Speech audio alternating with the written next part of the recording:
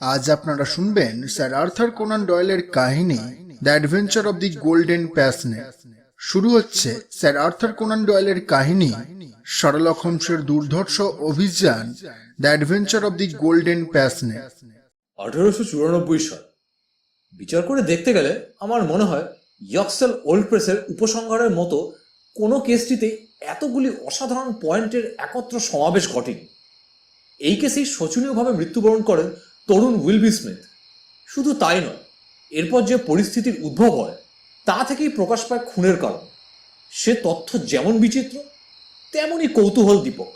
নভেম্বরের শেষাশেষি সেরাতে প্রচণ্ড ঝড়ের তাণ্ডব উন্মাদ হয়ে উঠেছিল আকাশ বাতাস। সন্ধ্যা থেকে চুপচাপ বসেছিলাম আমি আর হোমস। অক্সফোর্ড স্ট্রিটের প্রান্ত থেকে জল ছিটিয়ে পথ করে নিচ্ছিল একটা ভাড়াটে ঘোড়ার গাড়ি। বাতাসের গোঙানির মধ্যে দিয়েই ভেসে এলো খটাখট খটাখট অশ্ব ক্ষুরধ্বনি এবং পাথুরের রাস্তার ওপর গড়ানো চাকার একটানা কর্কশ গড়গড় শব্দ। যে গাড়িটা আমরা দেখছিলাম দূরে সেইটা এসে দাঁড়িয়েছে আমাদের দরজায়। অর্থর করে সিঁড়ি বেয়ে উঠে এলো সরকারি গোয়েন্দা স্ট্যানলি হপকিন্স। চকচকে বর্ষাতি জলজল করতে লাগলো বাতির আলো। ভিজে বর্ষাতিটা খুলে ফেলাতে সাহায্য করলাম আমি। হোমস চুল্লি খুঁচিয়ে গনগন করে তুললো আগুনটাকে। তারপর বললে, মাই ডিয়ার হপকিন্স, এবার জুতো টুতো খুলে পায়ের আঙুলগুলো গরম করে নিন। এই নিন একটা সিগার। এরকম রাতে ডাক্তারের একটা প্রেসক্রিপশন আছে, গরম জলের সঙ্গে লেবুর রস। খুব কাজ দেয় ওষুধটা এই ধরনের আবহাওয়ায়। এই ঝড় তুফান মাথায় করে যখন এসেছেন তখন কাজটা দরকারি না হয়ে যায় না, কি বলেন? বাস্তবে কি তাই মিস্টার হোমস? সারা বিকেলটা দম ফেলবার ফুরসত পায়নি। যে কোনো দৈনিকের শেষ সংস্করণে ইয়োর স্কুলের কেস সম্পর্কে কিছু দেখেছেন? পঞ্চদশ শতাব্দীর পরের কিছুই আজ আমি দেখিনি। খুব ছোট খবর, একটা মাত্র প্যারাগ্রাফ। তাও আগে করাই ভুল, কাজেই চোখ এড়ায়নি আপনার। আমিও উঠে পড়ে লেগেছি ব্যাপারটা নিয়ে, আর সাথে কাজেও কোনো ফাঁকি রাখিনি। ঘটনাটা ঘটেছে কেন্টে, চ্যাথাম থেকে 7 মাইল দূরে, আর ওই রেল স্টেশন থেকে 3 মাইল ভিতরে একটা জায়গায়। 3:15-তে টেলিগ্রাম পেয়েছিলাম, 5টায় পৌঁছায় ইয়র্কশেল ওল্ড প্লেসে। সরেজমিন তদন্ত শেষ করে শেষ ট্রেন ধরে ফিরে আসি সেরিং ক্রসে। সেখান থেকে গাড়ি নিয়ে সিধে আপনার কাছে আসছি। তার মানে আমার বিশ্বাস কেসটা সম্পর্কে আপনার এখনো ধারণা পরিষ্কার হয়নি, তাই তো? ব্যাপারটার লেজামুড়ো কিছুই বুঝে উঠতে পারিনি আমি। দেখে শুনে তো মনে হচ্ছে এই ধরনের বিদঘুটে জটিল কেস নিয়ে কোনোদিনই আমাকে মাথা কামাতে হয়নি। কিন্তু কি আশ্চর্য জানেন, প্রথমে কেসটাকে দারুণ সহজ বলে মনে হয়েছিল আমার। ভেবেছিলাম এত সোজা ব্যাপারে কেউ ভুল করতেই পারবে না। কিন্তু মিস্টার হোমস, মোটিভের নামগন্ধ নেই কেসটাতে। অনেক ভেবেও আমি দিশে পাচ্ছি না যে লোকটার ক্ষতি করবার চেষ্টাটাই বা কেউ করবে কেন। সিগারটা ধরিয়ে নিলে হোমস। তারপর চেয়ারে হেলান দিয়ে বসে বললে, ব্যাপারটা শোনাও দেখি। জলের মতোই পরিষ্কার ঘটনাগুলো। এখন শুধু জানতে চাই যে এসবের আসল মানেটা কি। গল্পটা যতটা খাড়া করতে পেরেছি সেটা খানিকটা এরকম। কয়েক বছর আগে পল্লী অঞ্চলের এই বাড়িটা এক ভদ্রলোক কেনেন। বাড়িটার নাম ইয়র্কশেল ওল্ড প্লেস। ভদ্রলোকের বয়স হয়েছে। বাড়ি কেনার সময় তার নাম বলেছিলেন প্রফেসর কোরাম। প্রফেসর কোরাম রুগ্ন এবং চলাফেরার ক্ষমতা প্রায় নেই বললেই চলে। অর্ধেক সময় থাকেন শয্যায়, বাকি সময়টা হয় বাড়িময় পা টেনে টেনে কিংবা ওই লাঠি ঠুকটুক করে বেড়ান, আর না হয় বাথ চেয়ারে বসে হাওয়া খান বাড়ির সামনের জমিটাতে। চেয়ারটা ঠেলে নিয়ে ঘুরে বেড়ায় বাগানের মালি। প্রতিবেশীদের কয়েকজন খুবই পছন্দ করত তাকে এবং কয়েকবার দেখাও করতে গিয়েছিল তার সঙ্গে। মস্ত পণ্ডিত হিসেবে ওই অঞ্চলে তার খুব সুনামও রয়েছে। ঘর কন্যার কাজ দেখাশোনা করার জন্য সংসারে আছে মিসেস মার্কার আর সুসান টার্লটন। উনি এখানে এসে পৌঁছানোর পর থেকেই এই দুই পরিচারিকা ওনার সঙ্গেই রয়েছে। দুজনের সব চরিত্র অতি চমৎকার। প্রফেসর পাণ্ডিত্যপূর্ণ একটা গ্রন্থ লিখেছেন, তাই বছর খানেক আগে তার একজন সেক্রেটারির দরকার হয়ে পড়ে। প্রথম দুজনকে নিয়ে সুবিধা করে উঠতে পারেননি প্রফেসর, কিন্তু তৃতীয় জন আসার পর যার পণ্যায় খুশি হয়েছিলেন তিনি। মিস্টার উইলবি স্মিথ বয়সে একদম তরুণ। বিশ্ববিদ্যালয়ের পাঠ শেষ করেই সিধে চলে আসেন এই প্রফেসরের চাকরিতে। কাজকর্ম দেখিয়েই দুদিনেই কর্মকর্তার মন জয় করে নেন তিনি। সারা সকাল প্রফেসরের ডিকটেশন নেওয়াই তার কাজ। রেফারেন্স আর উদ্ধৃতির জন্য কেতাব হাতড়িয়েই তার সন্ধ্যাটা কেটে যেত। পরের দিন সকালে দরকার হতো এইসব তথ্যগুলো। ছেলেবেলায় অ্যাপিংহ্যামে থাকার সময় বা যৌবনে কেমব্রিজে পড়বার সময় কোনোদিনই কোনো সময় প্রফেসর কোরামের সঙ্গে ঠোকাঠকি লাগেনি উইলবি স্মিথের, এবং তার বিরুদ্ধে তার কোনো বিদ্বেষও নেই। আমি তার সার্টিফিকেট ইত্যাদি কাগজপত্র ঘেঁটে দেখলাম, প্রথম থেকেই ভদ্র শান্তশিষ্ট এবং কঠোর পরিশ্রমী ছাত্র হিসাবে সুনাম কিনেছে সে।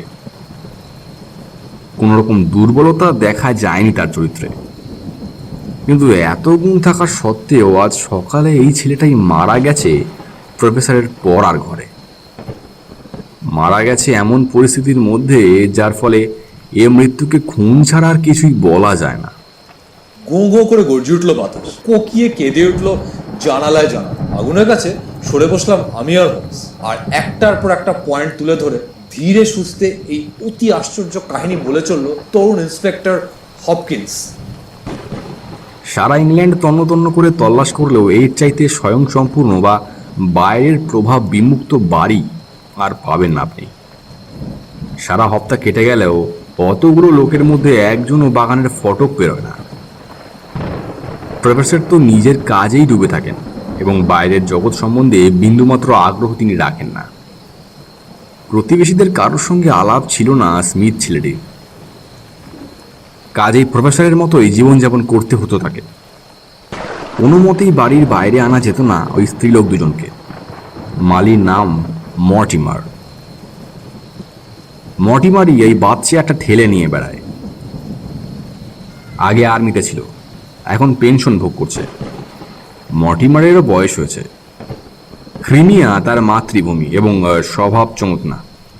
তার মাতৃভূমি হলো ক্রিমিয়া এবং তার স্বভাবটাও বেশ চমৎকার। বাড়ির মধ্যে সে থাকে না, থাকে বাগানের একদম শেষে 3টে ঘরওয়ালা একটা কটেজে।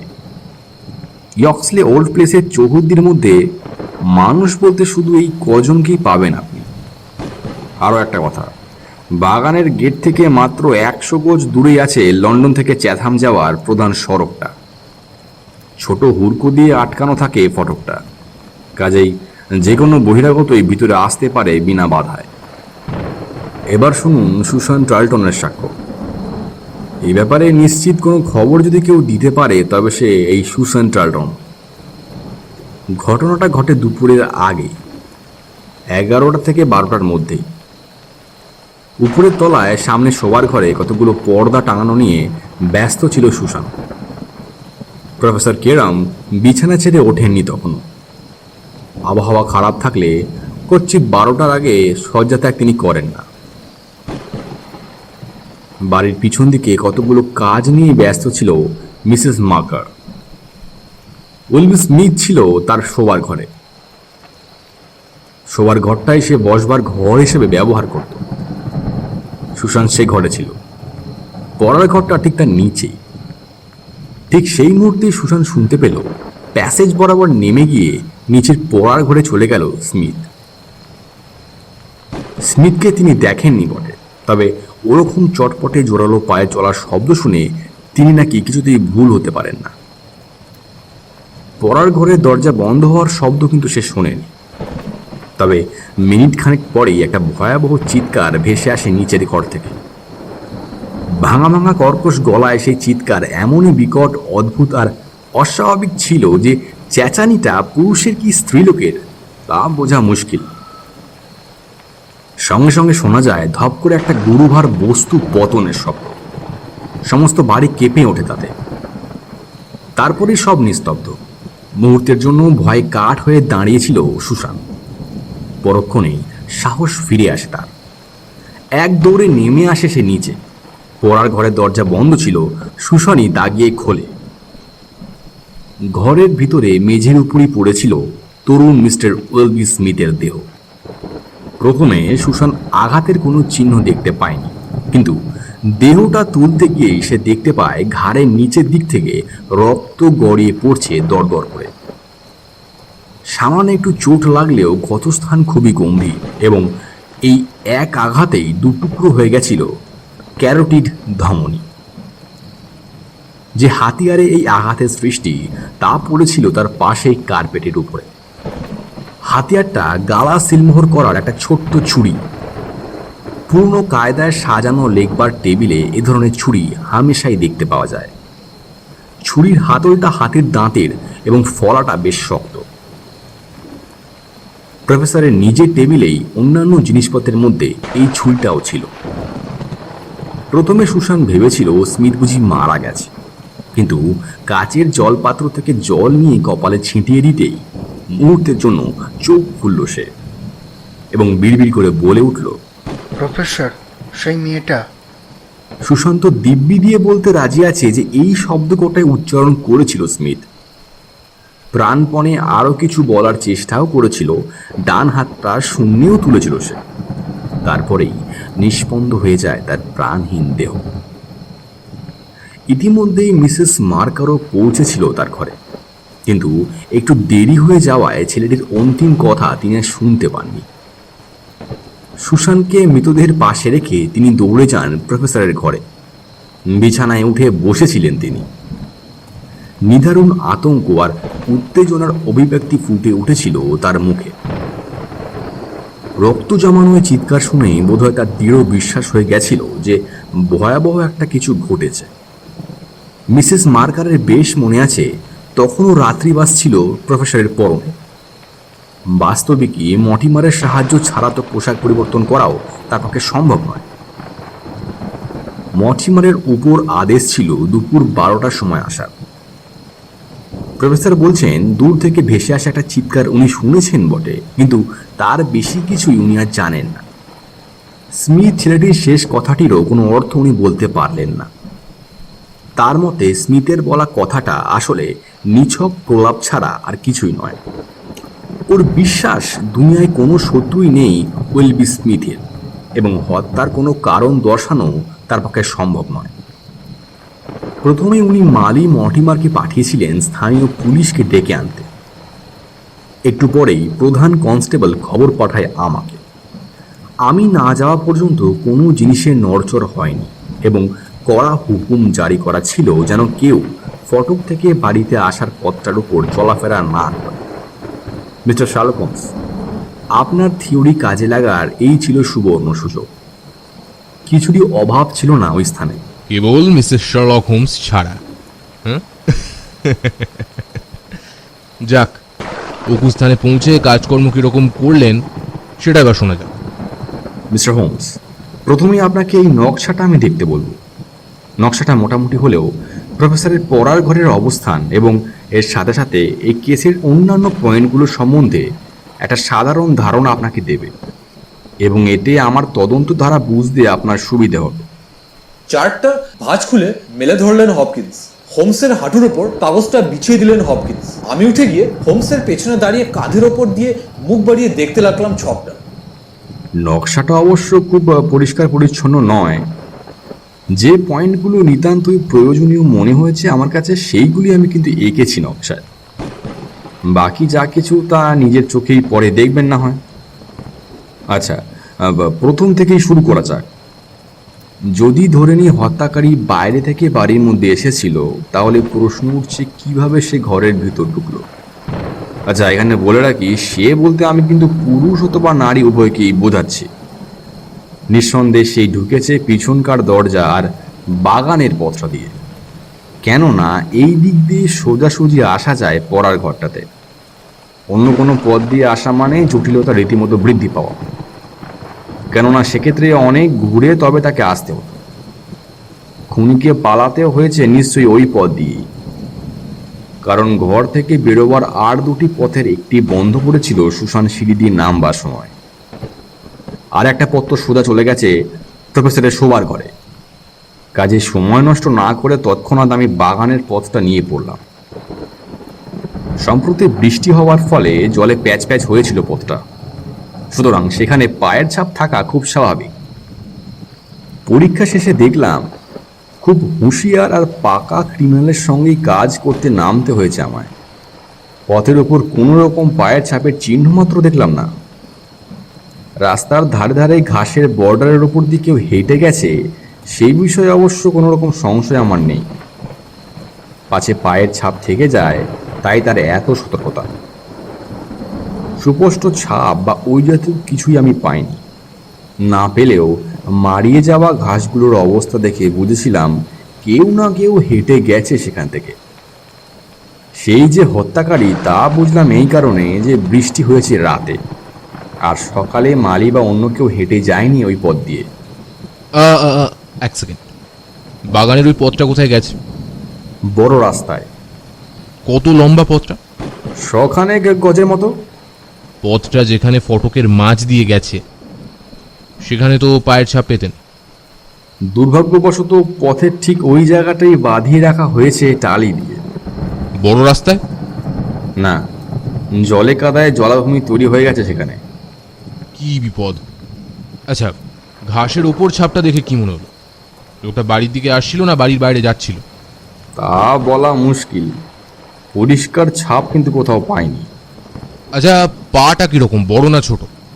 সে পার্থক্য আপনিও ধরতে পারবেন না। তারপর থেকেই তো মুষলধারে বৃষ্টি নেমেছে আর হ্যারিকেনের মতো তুমুল ঝড় বইতে শুরু করেছে। পার্চমেন্টের ওই পাণ্ডুলিপির চাইতেও এখন কঠিন হবে ঘাসের ওপর পায়ের ছাপের প্রভেদ করাটা। যাক, কি আর করা যাবে।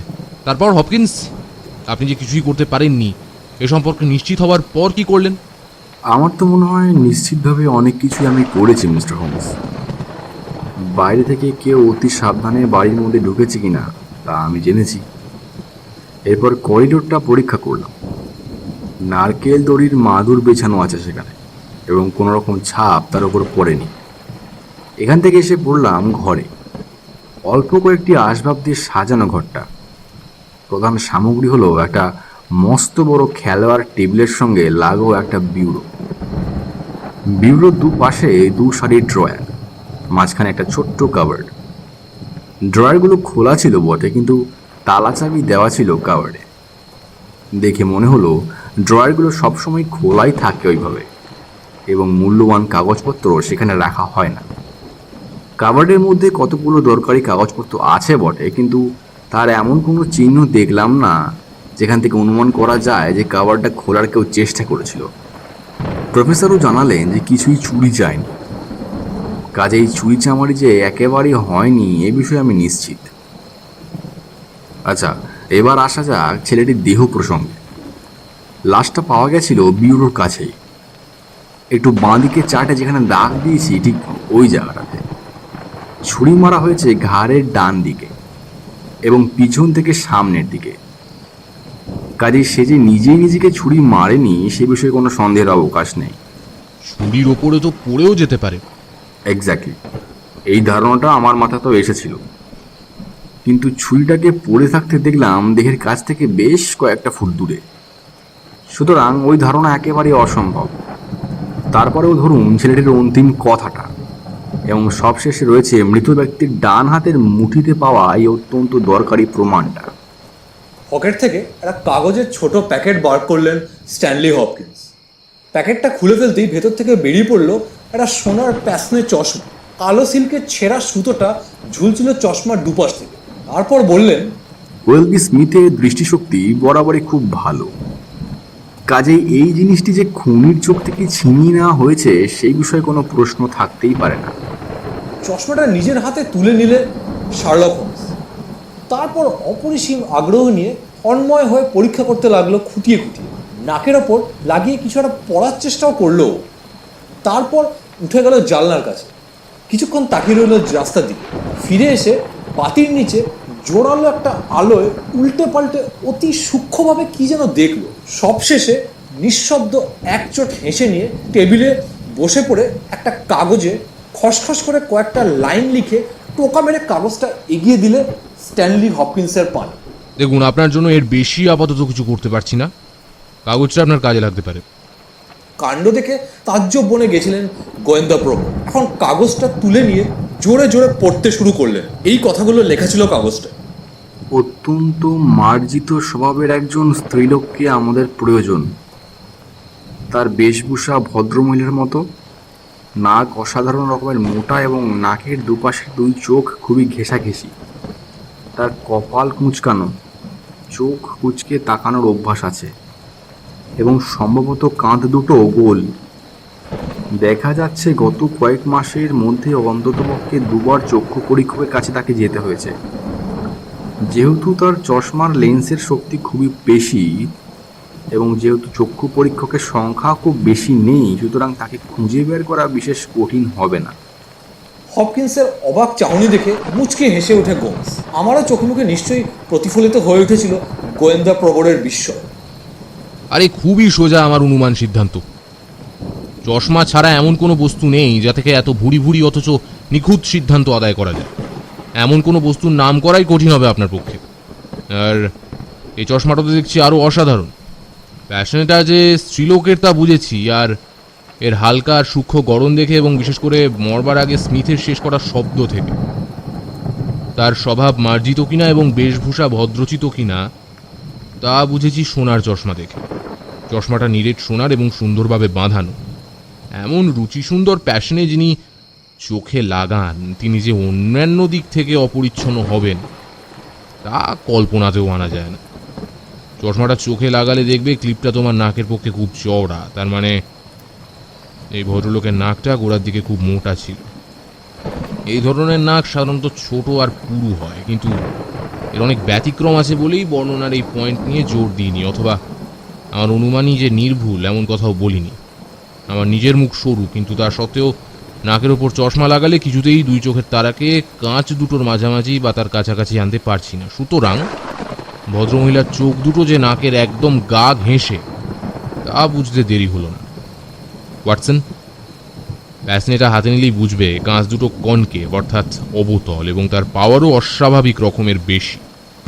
সারা জীবন ধরে যে ভদ্রমহিলার দৃষ্টি এতখানি সংকুচিত, তার দেহতেও যে এমন চাহনির বৈশিষ্ট্য ফুটে উঠবে এতে আর আশ্চর্য কি।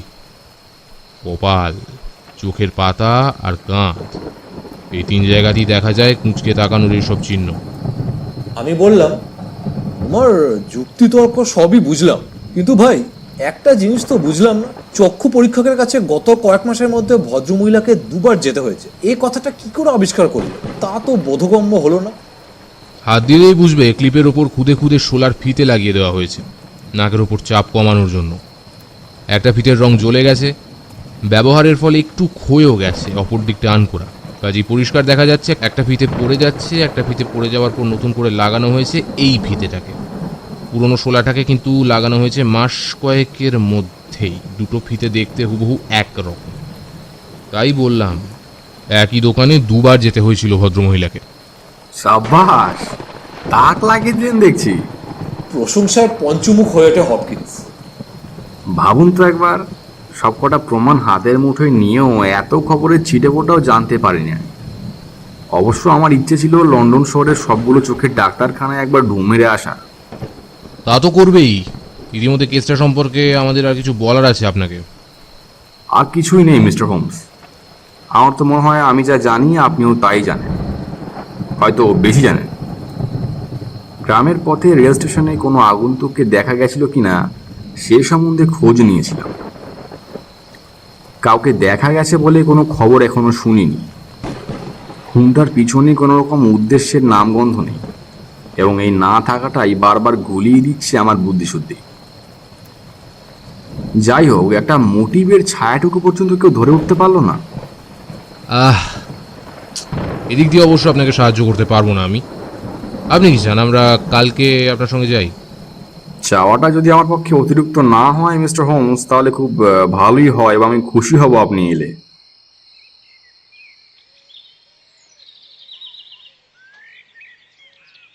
পরের দিন পৌঁছলাম ইয়ক্সেল ওল্ড প্লেসে। বাগানের ফটকে দেখা হলো একজন কনস্টেবলের সাথে।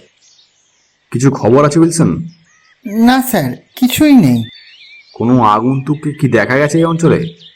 না স্যার, স্টেশনের কাছে প্রত্যেকেই জোর গলায় বলেছে গতকাল কোনো অচেনা লোক আসেনি বা যায়নি ও পথ দিয়ে।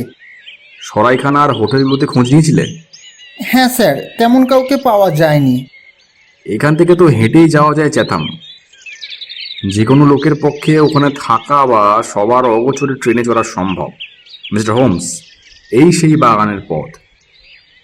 আবার আমি বলছি, গতকাল কিন্তু এখানে কোনো চিহ্ন ছিল না।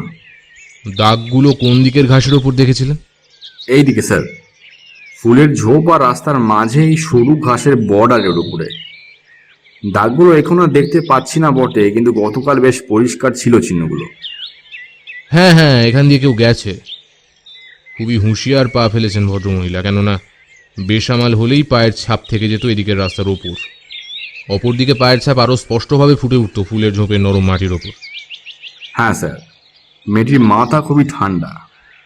অভিসন্ধির লুকানো চোখের চাহনি ভেসে যেতে দেখলাম হোমসের ওপর দিয়ে। ভদ্রমহিলা এই পথ দিয়ে এসেছেন বলছিলেন না? হ্যাঁ স্যার, আর তো কোনো পথ ছিল না। ঘাসের ওই বর্ডারটার ওপর দিয়ে? নিশ্চয়ই তাই মিস্টার হোমস। কাজটা খুব অসাধারণ খুব অসাধারণ। বেশ বেশ, আমার তো মনে হয় পথ দেখার সাঙ্গ হয়েছে। এবার চলো এগিয়ে যাওয়া যাক। বাগানেরই ফটকটা সাধারণত খোলা হয়, তাই না? তাহলে গটগট করে ঢুকে পড়া মেয়েটিকে আর কিছুই করতে হয়নি দেখছি। খুন করার অভিপ্রায় তার মনে ছিল না, থাকলে উপযুক্ত হাতিয়ার নিয়েই আসতেন। লেখবার টেবিল থেকে ছুরিটা তুলে নিতেন না নিশ্চয়ই। এই করিডোর দিয়ে এগিয়ে গেলেন তিনি। নারকেল দড়ির মাদুরের উপর কোনো ছাপ রেখে যাননি, তারপরই এসে পড়লেন পড়ার ঘরে। এখানে কতক্ষণ ছিলেন তিনি তা ধরবার কোনো উপায় আমাদের নেই। কয়েক মিনিটের বেশি নয়। আপনাকে বলতে ভুলে গেছিলাম, ওই কাণ্ডের একটু আগেই ঘর পরিষ্কার করার জন্য মিসেস মার্কার এসেছিলেন। মিনিট 15 ছিল সেই ঘরটাতে। বেশ, তাহলে খানিকটা দিশা পাওয়া যায়। ভদ্রমহিলা এই ঘরে ঢুকে পড়লেন, তারপর করলেন কি না, এগিয়ে গেলেন লেখবার টেবিলের কাছে। কি জন্য? ড্রয়ারে রাখা কিছুর জন্য নয়। তার নেওয়ার মতো যদি কিছু থাকে এই ঘরে, তবে তার তালা চাবি দিয়ে রাখাই স্বাভাবিক। না হে না, কাঠের ওই বিউরোটার মধ্যেই ছিল কিছু। হ্যাঁ, এই তো বিউরোর সামনের দিকে এই আঁচড়টা কিসের? দেশটার একটা কাঠি জ্বালিয়ে ধরো তো। ওয়াটসন ওয়াটসন, এই আঁচড়ের কথাটা আপনি আমাকে আগে বলেননি কেন মিস্টার হপকিন্স? যে দাগ নিয়ে তার এত অধিনিবেশ, তা শুরু হয়েছে চাবির গর্তের ডান দিকে আমার পাতের ওপর। প্রায় ইঞ্চি চারেক লম্বা আঁচড়টা কাঠের ওপর দিয়ে যাওয়ার সময় বার্নিশটাও তুলে ফেলেছে। আমিও ওটা দেখেছি মিস্টার হোমস, কিন্তু চাবির গর্তের আশেপাশে এই ধরনের আঁচড় তো হামেশাই দেখা যায়। কিন্তু এ দাগটা যে আন করা একদম নতুন।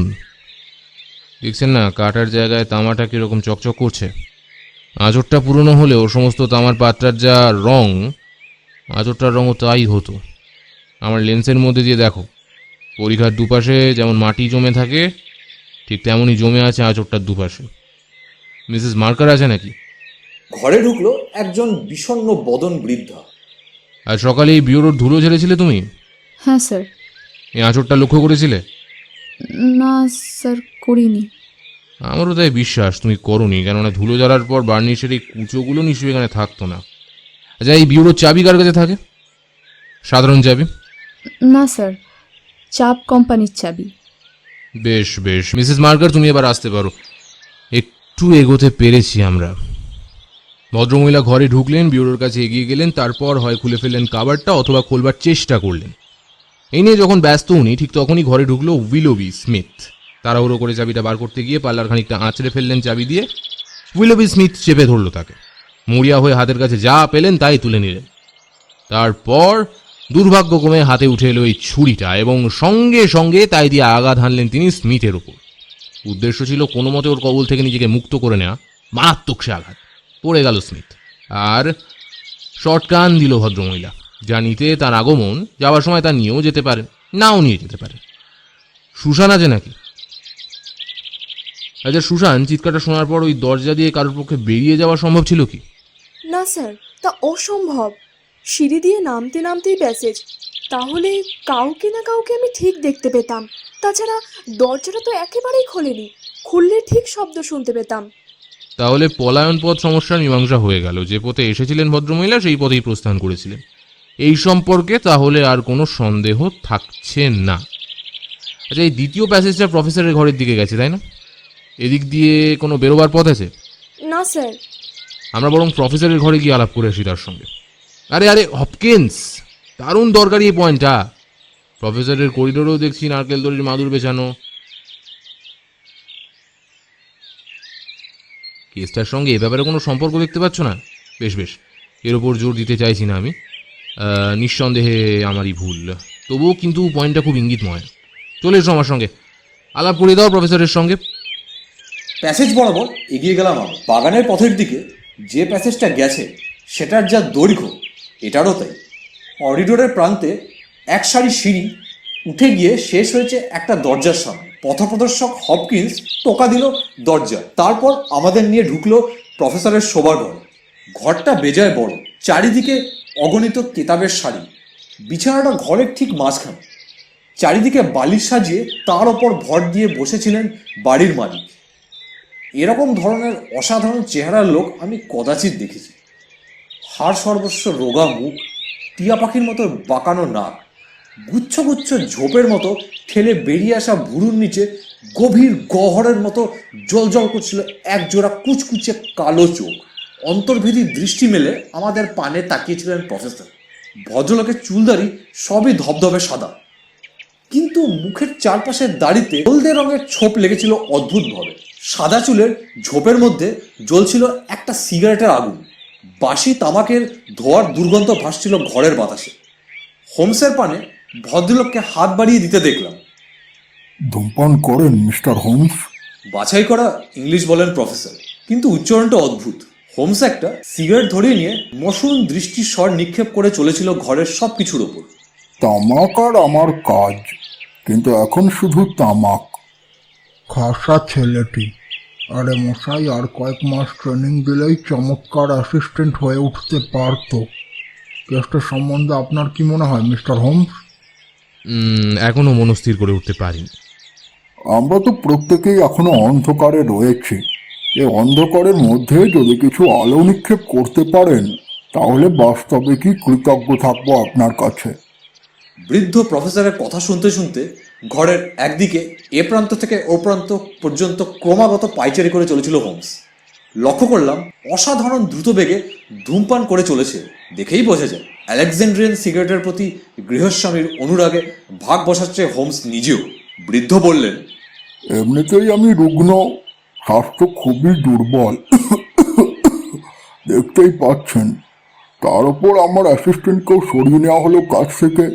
কাজেই জানি না এত কাজ আমি সমাপ্ত করতে পারবো কিনা। আরে মিস্টার হোমস, আপনি তো দেখছি আমার চাইতেও তাড়াতাড়ি ধূমপান করেন। মৃদু হাসল হোমস। এই বিষয়ে আমি বিজ্ঞ পরীক্ষক। বলতে বলতে সে আরেকটা সিগারেট তুলে নিল বাক্স থেকে। এই তার চতুর্থ। তার সদ্য শেষ হওয়া সিগারেটের অংশ দিয়ে ধরিয়ে দিয়ে বললে, সুদীর্ঘ সওয়াল জবাবের ঝামেলায় ফেলে আপনাকে আর বিব্রত করবো না প্রফেসর কোরাম, কেননা আমি আগেই শুনেছি খুনের সময় আপনি শয্যায় ছিলেন এবং এ সম্পর্কে কিছুই জানেন না। শুধু একটা কথা জিজ্ঞেস করবো আপনাকে। বেচারা ছেলেটা মরবার সময় বলে গিয়েছিল প্রফেসর, সেই মেয়েটা, এই সম্পর্কে আপনি কিছু ভেবেছেন?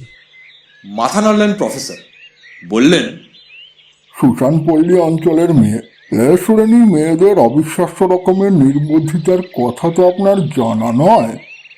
আমার মনে হয় অন্তিম সময়ে বেচারা স্মিথ প্রলাপের ঘোরে বিড়বিড় করে অবদ্ধ অস্পষ্ট কিছু বলে গেছে, আর এই মেয়েটা তাকেই সাজিয়ে গুছিয়ে একটা অর্থহীন খবর তৈরি করে নিয়েছে।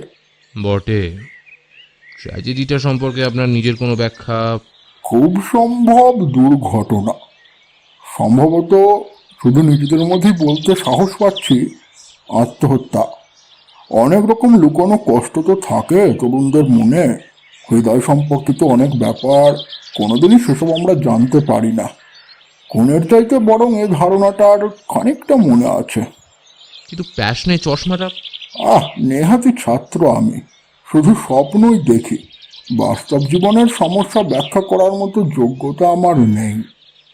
কিন্তু তবুও মাই ফ্রেন্ড, আমরা জানি ভালোবাসার পরিণতি মাঝে মাঝে বড় বিচিত্র আকার ধারণ করে। সে যাই হোক, আর একটু সিগারেট নিন। এ জিনিস এরকম সমাদর পাচ্ছে দেখলেও আনন্দ হয়। হাত পাখা, দস্তানা, চশমা, জীবনদীপ নিভিয়ে দেওয়ার সময় প্রতীক হিসাবে বা সম্পদ হিসাবে কে যে কোন জিনিসটা নিয়ে যাবে তা কি কেউ বলতে পারে? এই ভদ্রলোক ঘাসের ওপর পায়ের ছাপের কথা বলছিলেন, কিন্তু যাই বলুন, ও বিষয়ে ভুল হওয়াটা খুবই সহজ। আর ছুরিটা পড়ে যাওয়ার সময় অনায়াসেই তা দূরে ছুঁড়ে ফেলে দিতে পারে হতভাগা স্মিথ। খুব সম্ভব ছেলে মানুষের মতো কথা বলছি আমি, কিন্তু আমার মতে নিজের হাতেই নিয়তির বিধান মেনে নিয়েছে উইলবি স্মিথ। এই থিওরিটা হোমসের মনে ধরেছে মনে হলো। সিগারেটের পর সিগারেট ধ্বংস করে চিন্তামগ্ন মুখে তন্ময় হয়ে বেশ কিছুক্ষণ ঘরের এদিক থেকে ওদিক পর্যন্ত পাইচারে করতে লাগলো। আচ্ছা প্রফেসর কুরাম, পিউরোর মধ্যে কাবাডি কি ছিল বলুন তো? চোরের উপকারে আসার মতো কিছু ছিল না। পারিবারিক কাগজপত্র, স্ত্রীর চিঠি, ইউনিভার্সিটির দেওয়া সম্মানপত্র, ডিপ্লোমার গাদা, এইসব। এই নিন চাবি, নিজেই দেখে আসুন। চাবিটা তুলে নিয়ে মুহূর্তের জন্য একবার দেখে নিলে হোমস, তারপরই ফেরত দিয়ে দিলে প্রফেসরের হাতে। না, বিউরো ঘেটে কিছু কাজ হবে বলে আমার মনে হয় না। আমি বরং বাগানে গিয়ে ঠান্ডা মাথায় ধীরে সুস্থে ভেবে দেখি সমস্ত ব্যাপারটা। আপনার ওই আত্মহত্যা থিওরি নিয়ে কিছু বলা দরকার। অনেক উৎপাত করে গেলাম, ক্ষমা করবেন প্রফেসর কুরাম। লাঞ্চের আগে আর বিরক্ত করবো না আপনাকে। ঠিক 2টোর সময় আমি আবার আসবো।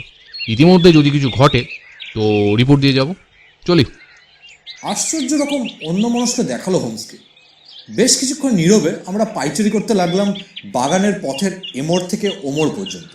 অবশেষে আমি শুধাই, সূত্রও পেয়েছো নাকি? তা নির্ভর করছে আমি যে সিগারেটগুলো খেয়ে এলাম তার উপর।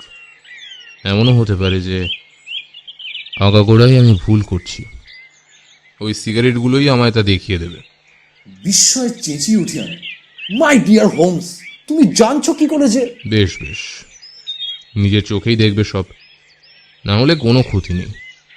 চোখের ডাক্তারের ক্লু তো হাতেই রয়েছে, ফিরে এসে তাই নিয়ে কাজ চালানো যাবে এখন। কিন্তু সোজা পথ যখন দেখতে পেয়েছি তখন তার সুযোগ আমি নেবই। এই যে মিসেস মার্কার, চলো মিনিট মাঝে কথাবার্তা বলে খবর টবর কিছু জানা যাক।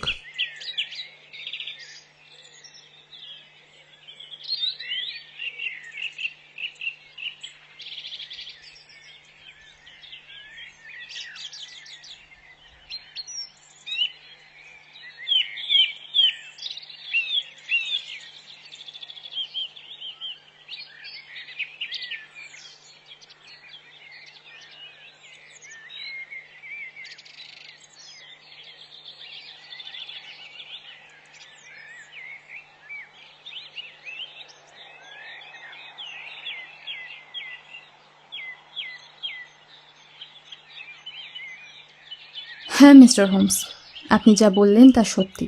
দারুণ সিগারেট খান উনি। সারাদিন তো বটেই, এমনকি কখনো কখনো রাত্রেও। একদিন সকালে ওর ঘরটা আমি দেখেছিলাম স্যার, কি বলবো। দেখলে পরে আপনার মনে হতো যেন লন্ডনের কুয়াশা দেখছেন। বেচারি মিস্টার স্মিথও সিগারেট খেতেন, তবে প্রফেসরের মতো একটা খারাপ স্মোকার ছিলেন না উনি। ওর স্বাস্থ্য, এত সিগারেট খেয়ে জানি না ওর স্বাস্থ্যের উন্নতি হয়েছে কি অবনতি হয়েছে। আহ, কিন্তু এতে তো খিদে নষ্ট হয়ে যায়। তা হবে, আমি অবশ্য কিছু বুঝি না স্যার। আমার তো মনে হয় খাওয়ার সময় নামমাত্র খান প্রফেসর, তাই তো? ঠিক নেই, কখনো বেশি কখনো কম, ওর হয়েই বলছি আমি। আমি বাজি রেখে বলতে পারি আজ সকালে ব্রেকফাস্ট উনি করেননি। তাছাড়া যে পরিমাণ সিগারেট খেতে দেখলাম, এরপরে লাঞ্চও উনি ছোবেন না। সবই ভুল বললেন স্যার। আজ সকালেই তো আশ্চর্য রকমের বেশি ব্রেকফাস্ট খেয়েছেন উনি। এরকম খাওয়া খেতে তাকে আগে দেখেছি বলে তো মনে পড়ে না। লাঞ্চের জন্য একটা পুরো ডিশ ভর্তি কাটলেটের অর্ডারও দিয়েছেন উনি। আমি তো নিজেই অবাক হয়ে গেছি ওর খাওয়া দেখে। গতকাল এ ঘরে এসে মেঝের ওপর মিস্টার স্মিথের দেহ দেখার পর থেকে খাবারের দিকে আমি তাকাতেও পারছি না। যাকে সব রকম মিশিয়েই তো এই সংসার, তাই জন্যই বুঝি এত কাণ্ডের পরেও খিদে মরতে দেননি প্রফেসর। সারা সকালটা বাগানের হাওয়া খেয়ে কাটিয়ে দিলাম। স্ট্যানলি হপকিন্স গ্রামে গেছিল। আগের দিন সকালে চ্যাথাম রোডে একজন অজ্ঞাত স্ত্রীলোককে কয়েকজন ছেলে মেয়ে দেখেছিল। এমনি একটা গুজব ছড়িয়ে পড়ায় খোঁজ করতে গিয়েছিল। আর আমার বন্ধুটিকে দেখে মনে হচ্ছিল যেন তার সমস্ত উৎসাহ উদ্দীপনায় এক ফুৎকারে মিলিয়ে গিয়েছে শূন্য। এরকমভাবে মনমরা হয়ে কোনো কেস নাড়াচাড়া করতে আমি ওকে দেখিনি। এমনকি হপকিন্স এসে যখন খবর দিল যে হোমসের বর্ণনার সঙ্গে হুবহু মিলে যাওয়া এমনই একজন চশমা পরা বা প্যাসনে চোখের স্ত্রীলোককে আগের দিন সকালে বাচ্চারা সত্যি সত্যি দেখেছে চ্যাথাম রোডে, তখনও তার মনে কোনো রকম নিবিড় আগ্রহের সঞ্চার হয়েছে বলে তো মনে হলো না। লাঞ্চের সময় সুজানি পরিবেশন করছিল আমাদের। নিজে থেকেই খবরটা দিল সে। গতকাল মিস্টার স্মিথ বোধহয় বেরিয়েছিলেন কিছুক্ষণের জন্য। খুন হওয়ার আধ ঘন্টাটা আগে ফিরে আসে সে। এই খবরের সঙ্গে আসল ঘটনা কি সম্পর্ক তা আমি বুঝতে পারলাম না, কিন্তু বেশ বুঝলাম আগে থেকেই মস্তিষ্কের মধ্যে গড়ে নেওয়া অসাধারণ চোখের মধ্যে এ খবরটাকেও বেমালুম জোড়া লাগিয়ে দিয়েছে হোমস। হঠাৎ চেয়ার ছেড়ে লাফিয়ে উঠে বাড়ির দিকে তাকালেন। জেন্টলম্যান, 2টো বাজে। এবার ওপরে গিয়ে আমাদের প্রফেসর বন্ধুর সঙ্গে বসে ব্যাপারটা ফয়সলা করে ফেলা যাক। কি বলেন? সবে লাঞ্চ শেষ করেছিলেন বৃদ্ধ প্রফেসর। খালি ডিশগুলো দেখেই বুঝলাম মিসেস মার্কার তার চমৎকার ক্ষুধা সম্পর্কে যে মন্তব্য করেছিলেন তা সত্য। ধবধবে সাদা কেশর দুলিয়ে ঝকঝকে চোখের জ্বলন্ত দৃষ্টি আমাদের উপর রাখতেই তাকে দেখে মনে হলো যেন বাস্তবিকেই কোনো ইন্দ্রজালিকের মূর্তি দেখছি। পোশাক পরিবর্তন করে আগুনের পাশে হাতাওয়ালা একটা চেয়ারে বসেছিলেন। তারপর মিস্টার হোমস রহস্যের সমাধান করতে পারলেন? বলে পাশের টেবিলে রাখা সিগারেটের মস্ত বড় টিনটা এগিয়ে দিলেন হোমসের পানে।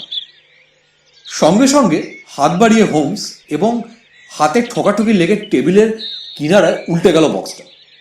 মিনিট খানেক কি দুয়েকের জন্য প্রত্যেকেই হামাগুড়ি দিতে লাগলাম কার্পেটের ওপর এবং ছড়ানো সিগারেটগুলো উদ্ধার করে আনতে আনলাম অসম্ভব সব কোণ থেকে।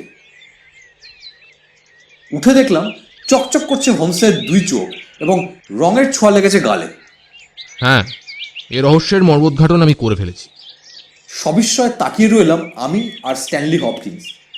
জিঘাংসার নিষ্ঠুর দাঁত খিচুনির মতোই একটা ছায়া দুলে উঠল বৃদ্ধ প্রফেসরের রুগ্ন মুখের রেখায় রেখায়। সত্যি? বাগানের মধ্যে নাকি? না, এখানে। এখানে? কখন? এই মুহূর্তে। নিশ্চয় তামাশা করছেন মিস্টার শার্লক হোমস। বলতে বাধ্য করলেন আমায়। এতখানি গুরুত্বপূর্ণ ব্যাপার নিয়ে এভাবে কথা বলার শোভা পায় না। আমার যুক্তি শৃঙ্খলের প্রতিটি অংশে আমি নিজেকে জোড়া লাগিয়েছি এবং প্রতিটা জোর আমি পরোক্ষরে দেখেছি। প্রফেসর কোরাম, আমার হিসেব নির্ভুল। আপনার মোটিভ কি অথবা এই অদ্ভুত ব্যাপারে কি কি চরিত্রে আপনি অভিনয় করেছেন তা এখনই বলতে পারছি না। খুব সম্ভব মিনিট কয়েকের মধ্যে আপনার মুখেই তা আমি শুনতে পাবো। ইতিমধ্যে অতীতের ঘটনাগুলোই জোড়াতালি দিয়ে খাড়া করছি আপনার সামনে এবং করছি আপনারই ভালোর জন্যে। সব শোনার পর ধরতে পারবেন কোন কোন তথ্যগুলো এখনও আমার দরকার। গতকাল আপনার পড়ার ঘরে প্রবেশ করেছিলেন এক ভদ্রমহিলা। আপনার ব্যুরোতে রাখা বিশেষ কতগুলো দলিল দস্তাবেজ হস্তগত করার অভিপ্রায় নিয়েই তিনি এসেছিলেন। সঙ্গে এনেছিলেন তার নিজের চাবি। আপনার চাবি পরীক্ষা করে দেখলাম বার্নিশের ওপর আঁচড় কাটার যে সামান্য বিবর্ণতা ফুটে ওঠা উচিত, আপনার চাবিতে তা নেই। কাজেই এই কাজে আপনি কোনো সাহায্য করেননি, তার প্রমাণ আমরা পেয়ে যাচ্ছি। এছাড়া অন্যান্য প্রমাণে যা পাচ্ছি তা দেখে বুঝছি যে উনি এসেছিলেন আপনার অজ্ঞাতসারে আপনার কোনো জিনিস সরিয়ে নিয়ে যেতে। সে ঠোঁটের ফাঁক দিয়ে ধোয়ার মেঘ ছাড়লেন প্রফেসর। বললেন, ভারী ইন্টারেস্টিং আর শিক্ষামূলক তো। আর কিছু বলার নেই আপনাকে। ভদ্রমহিলার অস্তিত্ব যখন আবিষ্কার করেছেন তখন তিনি গেলেন কোথায় তাও নিশ্চয়ই বলতে পারবেন। চেষ্টা করব। প্রথমেই বলি, আপনার সেক্রেটারি তাকে পাকড়াও করতেই উনি তার কবল মুক্ত হওয়ার উদ্দেশ্যে ছুরি মারেন তাকে। এই বিপর্যয়কে একটা শোচনীয় দুর্ঘটনা ছাড়া আর কিছু বলতে আমি রাজি নই, কেননা আমার দৃঢ় বিশ্বাস এইরকম মারাত্মক চোট দেওয়ার ইচ্ছে নিয়ে ছুরি চালাননি ভদ্রমহিলা। গুপ্ত হত্যা যে করতে আসে সে কখনো নিরস্ত্র হয়ে আসে না। খুন খারাপি দেখেই দারুণ আতঙ্কে অভিভূত হয়ে পড়েন তিনি। ক্ষিপ্তের মতো এই শোচনীয় দৃশ্যস্থল থেকে তীর বেগে বেরিয়ে যান বাইরে। দুর্ভাগ্যবশত এই ঝটাপটি করার সময় ওর প্যাসনেটটা খোয়া যায়। দৃষ্টিশক্তি তার অতি ক্ষীণ এবং দূরের জিনিস একেবারেই উনি দেখতে পান না। কাজেই চশমা হারিয়ে সত্যি সত্যি অসহায় হয়ে পড়েন ভদ্রমহিলা। করিডোর দিয়ে দৌড়তে লাগলেন উনি। ভেবেছিলেন এই পথ দিয়ে ঘরে ঢুকেছিলেন আসবার সময়। এরকম দেখতে নারকেল দড়ির মাদুর বেছানো ছিল 2টো করিডোরে। যখন বুঝলেন যে ভুল পথে এসেছেন তখন খুব দেরি হয়ে গেছে এবং পিছিয়ে যাওয়ার পথও বন্ধ। এইরকম পরিস্থিতিতে কি করা উচিত তার? যে পথে এসেছিলেন সেই পথে যাওয়া সম্ভব ছিল না। যেখানে ছিলেন সেখানেই দাঁড়িয়ে থাকা নিরাপদ নয়। এগিয়ে যেতে হবে, যাই থাকুক সামনে এগিয়ে গেলেন উনি। কয়েক ধাপ সিঁড়ি পেরিয়ে একটা দরজা ঠেলে খুলে ফেলতেই এসে পড়লেন আপনার ঘরে। হাঁ করে বিস্ফারিত চোখে বিহুলভাবে হোমসের পানে তাকিয়েছিলেন বৃদ্ধ প্রফেসর। বিস্ময় আর ভয়ে যেন পাশাপাশি কেটে বসে গেছিল তার ভাবব্যঞ্জক মুখের রেখায়। হোমসের কথা ফুরোতেই জোর করে দুই কাঁধ ঝাঁকিয়ে হাসিতে ভেঙে পড়লেন তিনি। চমৎকার মিস্টার হোমস, আগাগোড়া সুন্দর বলে গেলেন, কিন্তু আপনার এই অতি আশ্চর্য থিওরিতে ছোট্ট একটা কাঁটা থেকে গেছে। আমি নিজে হাজির ছিলাম এ ঘরে, সারাদিনের মধ্যে একবারও বাইরে যাইনি। আমার তো তার অজানা নয় প্রফেসর কোরাম। তাই বুঝি আপনি বলতে চান যে বিছানায় শুয়ে থেকেও ঘরে একটা স্ত্রীলোক ঢুকেছিল কিনা আমি জানতে পারিনি? আমি কখনোই তা বলিনি। আপনি জানতেন তিনি ঘরে ঢুকেছেন, তার সঙ্গে কথা বলেছিলেন, তাকে চিনতে পেরেছিলেন, তাকে গা ঢাকা দিতে সাহায্য করেছিলেন। তে আবার উচ্চগ্রামে অট্টহাস্য করে উঠলেন প্রফেসর। অঙ্গারের মতো জ্বলছিল তার দু চোখ। আপনি উন্মাদ, চিৎকার করে ওঠেন তিনি। বিকৃত মস্তিষ্ক লোকের মতো কথা বলছেন আপনি। আমি তাকে পালাতে সাহায্য করেছি। কোথায় তিনি? ওইখানে বলে ঘরের কোণে একটা উঁচু বুককেসের দিকে আঙ্গুল তুলে দেখালে হোমস। ভয়াবহ একটা আকুঞ্চন ভেসে গেল প্রফেসরের ভয়ঙ্কর মুখের উপর দিয়ে। দু হাত শূন্যে ছুঁড়ে ধপ করে উনি বসে পড়লেন চেয়ারে। ঠিক সেই মুহূর্তে বোঁ করে একটা কবজার ওপর ঘুরে গেল বুককেসটা এবং তীর বেগে ঘরে ঢুকে পড়লেন একজন স্ত্রীলোক। আপনি ঠিক বলেছেন, এই যে আমি, আপনি একদম ঠিক বলেছেন। ধুলোয় বাদামি হয়ে উঠেছিলেন উনি। গোপন স্থানের দেওয়ালের মাকড়সার জালে আচ্ছন্ন হয়ে গেছিল আপাদমস্তক। কালিঝুলির ছাপও তার মুখে লেগেছিল। কোনো মতেই সুশ্রী বলা চলে না তাকে। হোমস যে রকমটি বর্ণনা দিয়েছিল তার চেহারার হুবহু সেসব বৈশিষ্ট্য দেখলাম তার দেহে, চোখে, মুখে। বাড়তির মধ্যে ছিল আরও একটা বৈশিষ্ট্য, দীর্ঘ এবং জেদি থুতনি। খানিকটা স্বাভাবিক, প্রায় অন্ধতার জন্য তার খানিকটা অন্ধকার থেকে আলোয় বেরিয়ে আসার জন্য চোখ মিটমিট করে আশপাশে তাকাচ্ছিলেন উনি। দেখতে চেষ্টা করছিলেন আমরা কে এবং কোথায় রয়েছি। এসব অসুবিধা থাকা সত্ত্বেও কিন্তু একটা বনেদিয়ানার ছাপ ফুটে উঠেছিল মহিলার চেহারা। দেখলেই সম্ভ্রমবোধ জাগে, যেন বাধ্য করে শ্রদ্ধা আর প্রশংসা জানাতে। স্ট্যানলি হপকিন্স তার বাহুর ওপর হাত রেখে বন্দী হিসেবে দাবি করল তাকে, কিন্তু আলতোভাবে তাকে সরিয়ে দিলেন ভদ্রমহিলা। এমন কর্তব্যব্যঞ্জক মর্যাদার সঙ্গে সরিয়ে দিলেন যে অবাধ্য হতে সাহস করল না হপকিন্স। চেয়ারে এলিয়ে পড়েছিলেন বৃদ্ধ প্রফেসর। দারুণ আক্ষেপে ক্রমে ক্রমে কেঁপে উঠছিল, অকুণ্ঠিত হয়ে উঠছিল তার মুখের প্রতিটি মাংসপেশি। হ্যাঁ স্যার, আমি আপনার বন্দী। আমি ওই ঘুপসির মধ্যে থেকে সব শুনেছি। আপনারা যা জেনেছেন তা একেবারে সত্যি। আমি সব স্বীকার করছি। আমিই মেরে ফেলেছি ওই যুবকটিকে।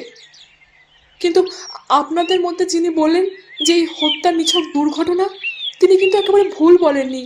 আমি জানতামও না যে জিনিসটা আমি বাগিয়ে ধরেছিলাম সেটা একটা ছুরি। মরিয়া হয়ে টেবিলের উপর থেকে যা হয় একটা তুলে নিয়ে ছেলেটাকে এক ঘাড় বসিয়ে দিয়ে ওর হাত থেকে আমি নিজেকে ছাড়িয়ে নিতে চেয়েছিলাম। আমি এতক্ষণ যা যা বললাম তা একেবারে সত্যি।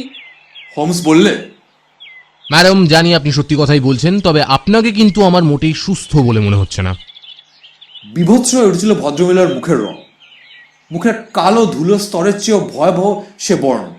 শয্যার এক পাশে বসে পড়ে বলে চললেন উনি, বেশিক্ষণ আমি এখানে থাকছি না, কিন্তু এই পুরো সত্যটা আমি আপনাদের জানাতে চাই। আমি এই লোকটার স্ত্রী। ইনি কিন্তু ইংরেজ নয়, উনি রাশিয়ান। তবে ওনার নাম আমি বলবো না। এই প্রথম নড়ে উঠলেন বৃদ্ধ। দুই চোখে গভীর অবজ্ঞা নিয়ে প্রফেসরের পানে তাকালেন ভদ্রমহিলা। আবার বিড়বিড় করে ওঠেন বৃদ্ধ, ভগবান তোমার ভালো করবেন অ্যান, ভগবান তোমার ভালো করবেন।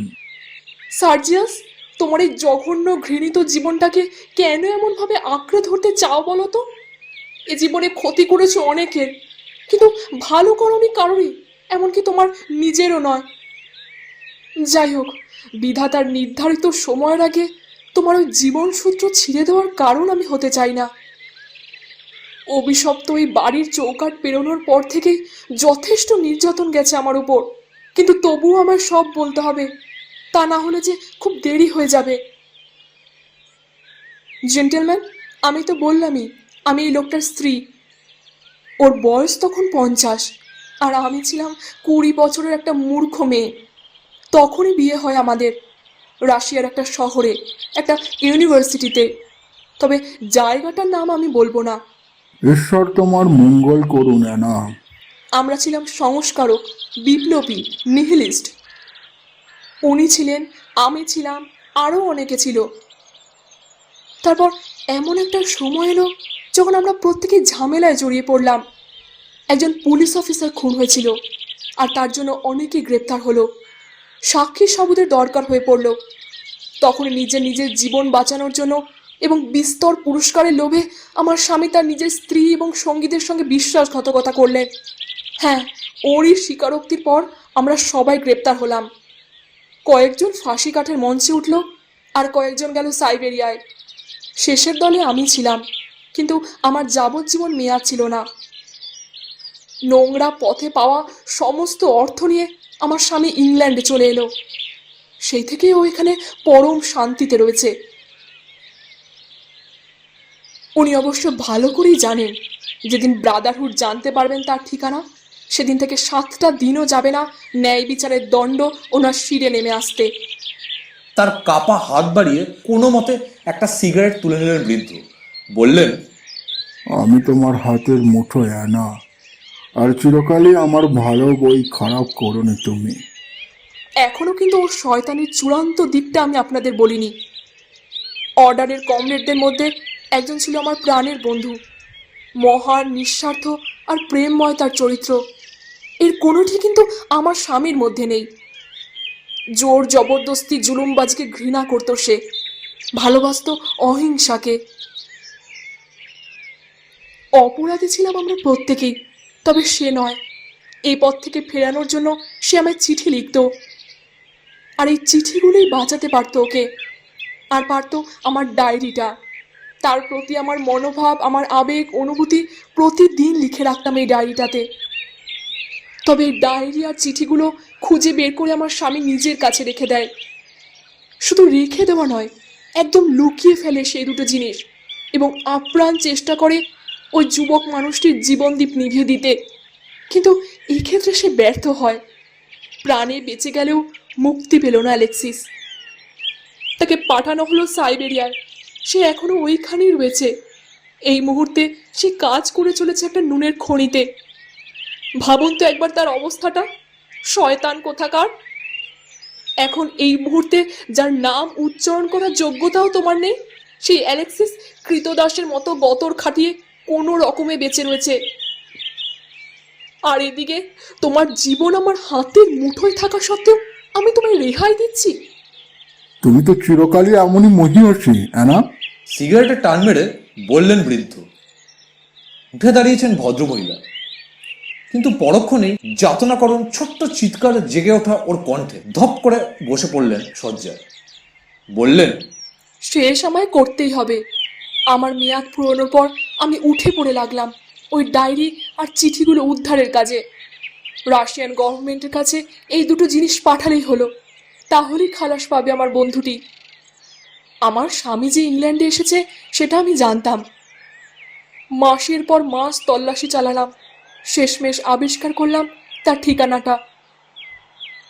ডায়েরিটা যে এখনো তার কাছে আছে সেটা আমি জেনেছিলাম সাইবেরিয়াতে থাকার সময় ওনার একটা চিঠি পেয়ে। ডায়েরির পাতা থেকে কয়েকটা অংশ তুলে তিরস্কার করে আমার সেই চিঠিটা উনি লিখেছিলেন। কিন্তু প্রতিহিংসা নেওয়ার প্রবৃত্তি যার এতখানি, সে যে নিজে থেকে সুরসুর করে কোনোদিনই ডায়েরিটা আমার হাতে তুলে দেবে না সেটা আমি জানতাম। নিজেকেই তৎপর হয়ে সংগ্রহ করতে হবে সেটাকে। এই উদ্দেশ্যেই একটা প্রাইভেট ডিটেকটিভ প্রতিষ্ঠান থেকে একজন এজেন্টকে নিযুক্ত করেছিলাম এই কাজের জন্য। সেক্রেটারি হয়ে সে আমার স্বামীর বাড়িতে এসেছিল। সার্জিয়াস, সে হলো তোমার দ্বিতীয় সেক্রেটারি। খুব তাড়াতাড়ি সে কাজ ছেড়ে চলে গিয়েছিল। তোমার কাগজপত্র যে কোন কভারে থাকে সেই খবর সে আমাকে দিয়েছিল। আর সাথে সে কার্বনের একটা চাবির ছাপও সে আমায় এনে দিয়েছিল। এর থেকে বেশি আর এক পাও সে বাড়াতে রাজি হয়নি। বাড়ির একটা নকশাও কিন্তু সে আমায় দিয়েছিল, আর বলেছিল দুপুরের আগে সবসময় ফাঁকা থাকে পড়ার ঘরটা, সে সময় সেক্রেটারি ব্যস্ত থাকে ওপরে। তাই শেষ পর্যন্ত সাহসে বুক বেঁধে নিজেই এসেছিলাম ওই কাগজগুলো উদ্ধার করতে। সফলও হয়েছি, কিন্তু হায় রে, কি চরম মূল্যই দিতে হলো তার প্রতিদানে। কাগজগুলো সব নিয়েছি, চাবি ঘুরিয়ে কাবারটাও বন্ধ করছি, এমন সময় ছেলেটা এসে আমায় চেপে ধরলো। সেদিন সকালে তার সঙ্গে আমার দেখা হয়েছিল। রাস্তায় তার সঙ্গে দেখা হয়, আমি তাকে জিজ্ঞাসা করেছিলাম যে প্রফেসর কোরাম কোথায় থাকেন। তখন আমি জানতাম না যে সে এই বাড়িরই কর্মচারী। এক্স্যাক্টলি বাড়ি ফিরে এসে সেক্রেটারি প্রফেসর কোরামকে জানালেন রাস্তায় দেখাচ্ছি লোকটার কথা। তারপর শেষ নিঃশ্বাস ফেলার সময় এই খবরটা পাঠাতে চেয়েছিল তাকে যে এই সেই মেয়েটা, যে মেয়েটার কথা একমাত্র সে আলোচনা করে এসেছে তার সঙ্গে। আমাকে কথা বলতে দিন। আদেশের সুর ধ্বনিত হয়ে ওঠে ভদ্রমহিলার কণ্ঠে। যন্ত্রণায় কুঁচকে ওঠে তার মুখ। ও পড়ে যেতেই ঘর ছেড়ে ছুটে বেরিয়ে পড়লাম আমি। ভুল দরজা দিয়ে ঢুকে পড়লাম আমার স্বামীর ঘরে। ও চেয়েছিল আমাকে ধরিয়ে দিতে, কিন্তু আমিও বুঝিয়ে দিলাম যে এই কাজটি করতে যাওয়ার আগে তার মনে রাখা উচিত যে তার জীবন আমার হাতে। আমাকে আইনের খপ্পরে দিলে আমিও তাকে সঁপে দেব ব্রাদারহুডের কবলে। আমি যে শুধু আমার জীবনের জন্যই বাঁচতে চেয়েছিলাম তা কিন্তু নয়, আমি আমার উদ্দেশ্য সিদ্ধ করতে চেয়েছিলাম। উনি বুঝলেন আমার কথা, সে কাজটাও বুঝলেন, কারণ উনি বুঝতে পেরেছিলেন যে ওনার অদৃষ্ট নির্ভর করছে আমার অদৃষ্টের উপর। আর ঠিক শুধু এই কারণে আমায় আড়াল করতে চেয়েছিলেন উনি, আর অন্য কোনো কারণে নয়। অন্ধকারাচ্ছন্ন একটা লুকোনোর জায়গায় আমাকে ঠেলে ঢুকিয়ে দিলেন। পুরনো যুগের চিহ্ন এই ঘুপসি জায়গাটার হদিশ শুধু সে নিজেই জানতো। নিজের ঘরে উনি খাবার আনিয়ে খেতেন, তাই তো ওনার খাবারের অংশ থেকে কিছুটা অংশ আমাকে তিনি দিতে পেরেছিলেন। আমাদের ঠিকও হয়ে গিয়েছিল যে পুলিশ বাড়ি ছেড়ে বিদায় নিলেই রাতের অন্ধকারে আমি গা ঢাকা দেব এবং আর কোনো দিন ফিরে আসবো না এই অঞ্চলে। কিন্তু কেন জানি না আমাদের প্ল্যান ফাঁস হয়ে গেল আপনার কাছে। এই আমার শেষ কথা। এই যে এই প্যাকেটের বিনিময় মুক্তি পাবে অ্যালেক্সিস। ন্যায় বিচারের প্রতি আপনার শ্রদ্ধা আর অনুরাগের বিশ্বাসে এই জিনিস গচ্ছিত রাখলাম আমি আপনার হাতে। নিন, রাশিয়ান এম্বাসিতে পৌঁছে দেবেন এই প্যাকেটটা। আমার কর্তব্য শেষ হয়েছে। আর থামাও ওকে, চেঁচিয়ে ওঠে হোমস। ঝড়ের মতো ঘরের মাঝ দিয়ে ছুটে গিয়ে ভদ্রমহিলার হাত থেকে ছিনিয়ে নিলে ছোট্ট একটা শিশি।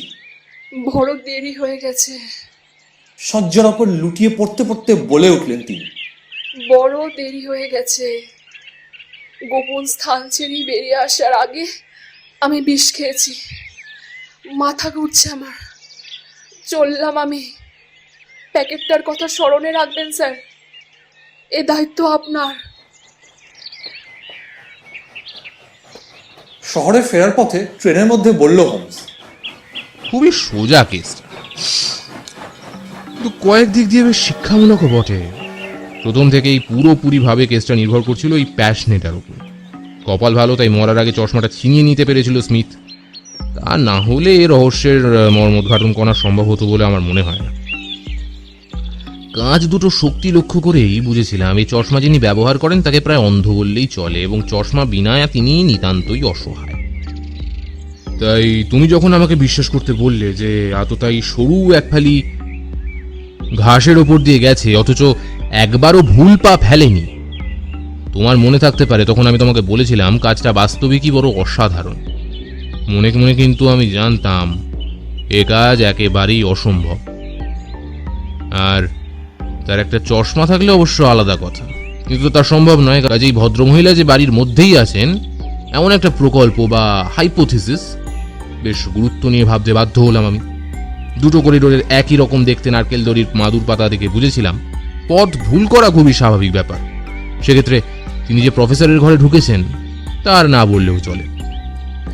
তাই প্রথম থেকেই রীতিমতো সজাগ হয়ে রইলাম। আমার ধারণা যাতে সত্য প্রমাণিত হয়, এমনি কোনো কিছু যাতে চোখ না এড়ায়, সতর্ক ও তীক্ষ্ণ চোখে চোখে রাখতে রাখলাম সমস্ত কিছু। তন্ন তন্ন করে ঘরটাকে পরীক্ষা করে দেখছিলাম লুকোবার মতো কোনো জায়গা দেখার আশায়। কার্পেটটা একটানা পাতা এবং মেঝের সঙ্গে পেরেক দিয়ে আঁটা, তাই মেঝের ওপর চোরা দরজার সম্ভাবনা নাকচ করে দিলাম। বইগুলোর পেছনে ঘাপটি মেরে দাঁড়িয়ে থাকার জায়গা থাকতে পারে।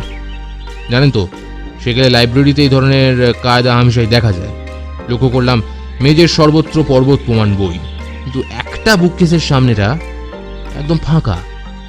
গোপন স্থানের দরজা হয়তো এইটা, কিন্তু আমার সাহায্য হতে পারে এমনি কোনো চিহ্ন আমি দেখতে পেলাম না। তবে কার্পেটটার রং ম্যাটম্যাটে ধূসর বাদামি। এই রকম রঙের কার্পেট পরীক্ষা করা খুব সহজ, তাই অমন চিৎকার। সিগারেটগুলোর অনেকগুলো শেষ করে ফেললাম অল্পক্ষণের মধ্যেই, আর ছাই ফেলতে লাগলাম সন্দেহজনক বুককেসটার সামনের সমস্ত জায়গাটার উপর। কৌশলটা ভারী সহজ, কিন্তু দারুণ কাজে লাগে। তারপর নিচে নেমে এলাম। ওয়াটসন, তোমার সামনেই তো প্রমাণ করলাম আমার ধারণা সত্যি। প্রমাণ করলাম যে প্রফেসর কোরামের খাওয়ার পরিমাণ বেড়ে যাওয়াটাই স্বাভাবিক, তাই নয় কি? তুমি অবশ্য আমার কথা এলোমেলো ধরন থেকে কিছুই বুঝে উঠতে পারোনি। আবার গেলাম উপরতলায়, সিগারেটের বাক্স উল্টে দিয়ে খুব কাছ থেকে ভালো করে দেখে নিলাম মেজর অবস্থাটা। সিগারেটের ছায়ের চিহ্ন দেখে বেশ বুঝতে পারলাম আমাদের অবর্তমানে গোপন স্থান থেকে বেরিয়ে এসেছিলেন ভদ্রমহিলা। হপকিন্স, সেরিং ক্রস তো এসে গেল। কেসটা এরকম সার্থক সমাপ্তির জন্য অভিনন্দন জানাই আপনাকে। নিশ্চয়ই এখন হেডকোয়ার্টারে যাচ্ছেন আপনি। ওয়াটসন, একটা গাড়ি নিয়ে চলো, তুমি আর আমি যাই রাশিয়ান অ্যাম্বাসিতে।